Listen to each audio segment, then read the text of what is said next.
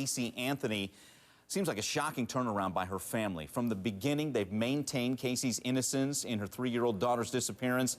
Well, now Orlando affiliate WFTV reports Casey's own father, George, will testify against her in front of a grand jury next week. What's he going to say? Joining me now to talk about it, our team of experts who've been following this case. Prime News law enforcement analyst Mike Brooks. Also with us, Marva Hinton, reporter for WDBO Radio in Orlando. She was in the courtroom today, so we'll get to both angles on that. Also with us, attorney Tamara Holder.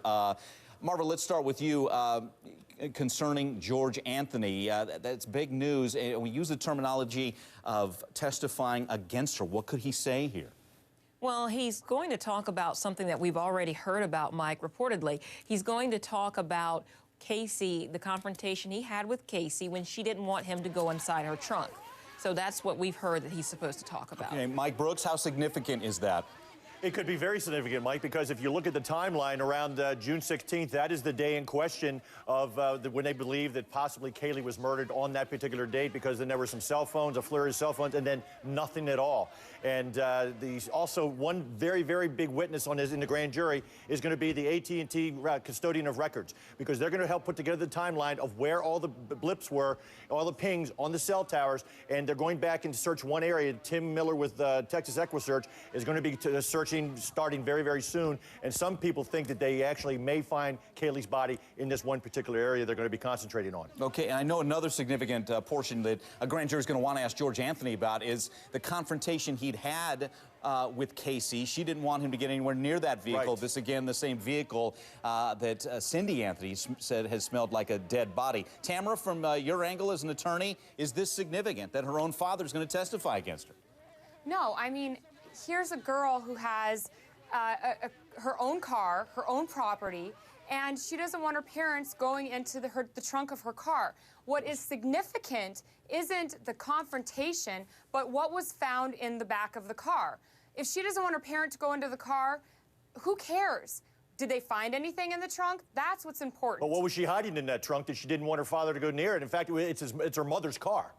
Okay, well, let's find out if anything was found. I don't want somebody going into the trunk of my car. I don't want my parents going and searching and through my property. So again, it's not her property. Again, she drives that car primarily. If she doesn't want somebody going into the trunk of the car, the issue is what was found in the trunk of the car, not the confrontation surrounding it. Well, let's look at the evidence that was found a little bit later on in the car. A decomposing body was in the back of that car. So when was it in there? When had it been placed in there? It was probably along the same timeline, Tamara, as when her father confronted her, right around June 16th. Well, your key word is probably around the same time. We don't know. And remember that... And that's why the cell records, are going to be a key in his grand jury testimony, because they're going to be able to see exactly where she went and where she didn't go. Hey, Tamara, again, to Mike's point about the evidence found in the car, we're talking about large amounts of chloroform. We know the accidental death theory here, that many people think Casey, for example, could have gone out to party and used the chloroform on little Kaylee. And that, again, that is a theory. Casey Anthony's not been convicted of anything, but wouldn't you be concerned if you're defending her and that's what you're staring at, that kind of evidence in that vehicle? And again, that's why she wouldn't let George, her father, near the vehicle, if that's what's in there. Well, remember, we're all talking about circumstantial evidence right now. We're talking about a fight. We're talking about bizarre behavior on her behalf. We're talking about maybe some evidence. Remember, the hair that was found in the trunk has not been confirmed because the defense attorney has not received that information yet. But what's important is we don't have a body, and I really don't think that they have enough to take this to the grand jury and seek an indictment. The state's attorney has got to be very, very careful. Okay, I want to hit on another point today. Marva, you were in court today. Jose Baez, Casey's attorney, asking for more freedom for Casey so she can go out and look for Kaylee. Is that what went down? That's right. He wants her home confinement to be modified so that she can go out and look at these, what he calls key areas of interest in Kaylee's disappearance. He says this is also designed to help in the defense because he wants to know the areas where the detectives took her, what she pointed out to them, and all of that type of thing. He also wants this to be kept secret.